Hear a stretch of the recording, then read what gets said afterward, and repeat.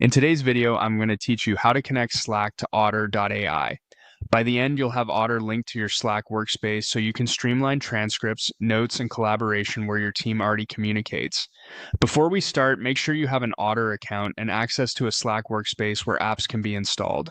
If your organization restricts app installs, you might need an administrator to approve the connection. Begin by opening Otter.ai in your browser and signing in. Once you're on the Otter home screen, look to the left sidebar and choose Integrations. This is where Otter lists the services it can connect with. On the Integrations or Connected Apps page, scroll until you find Slack. You'll see it alongside other popular tools. Select the Slack option, then choose Add. This hands things off to Slack so you can confirm which workspace you want to use. Slack will prompt you to enter your workspace URL. This is the unique address your team uses, typically in the format yourteam@slack.com.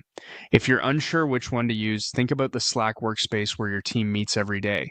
Type that URL carefully, then select. Continue to move ahead.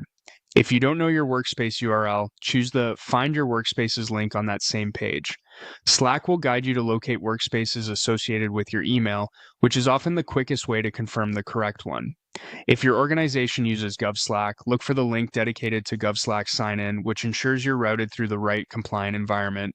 And if you don't have a Slack workspace yet and need one for your team, use the Create a New Workspace option to set one up before continuing. After you click Continue, Slack may direct you through your usual sign-in flow.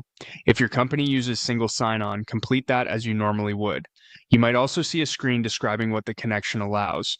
Review those details and proceed according to your company's policies.